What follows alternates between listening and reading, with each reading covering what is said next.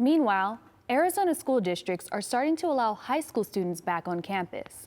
After much consideration and listening to feedback from students and teachers, some superintendents have made the decision to completely reopen. Reporter Sthefany Rosales checks with Brophy and Westmec to learn more. High schools like Brophy College Preparatory may look a little different after being close to students for more than 6 months. But after monitoring the benchmarks provided by the Arizona Department of Health Services, the school is back open for in-person learning. Brophy's principal, Bob Ryan, believes schools should reopen and students learn best in person.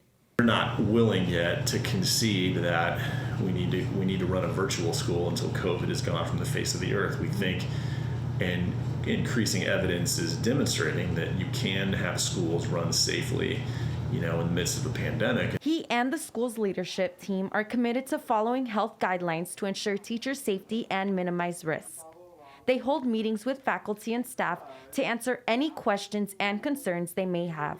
Overall, the feeling is we're comfortable as a community with this, but that doesn't mean we're comfortable and not aware.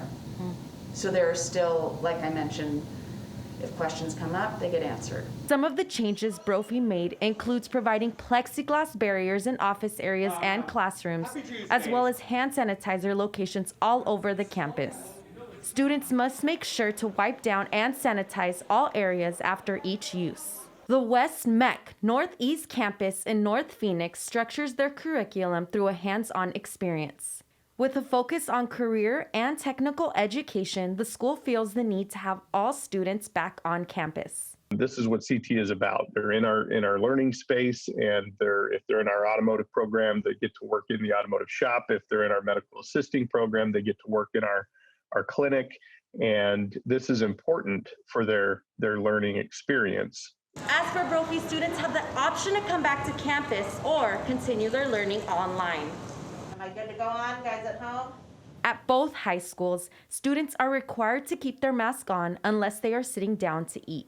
Directors strongly believe in the idea that all students must share the responsibility to follow CDC guidelines to keep schools open and keep the vulnerable around them safe. Really, this becomes part of our culture now as a campus.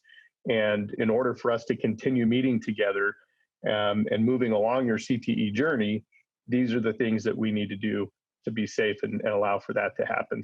We ask students to think about, while they might not be at risk, or they might not know anybody who's at risk, they have teachers who are, or the teachers have family members who are. And so, again, for students to have a lived experience of self-sacrifice for the greater good, I think is that's a silver lining in all this for me. As the weeks go on, high schools will continue to monitor and follow health and safety guidelines on a weekly basis provided by county health departments.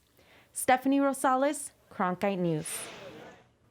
Brophy and the Northeast Campus for Westmec have committed to allowing all students to return back to campus. Other high schools are still waiting to make a decision to reopen so students can finish their semester in person.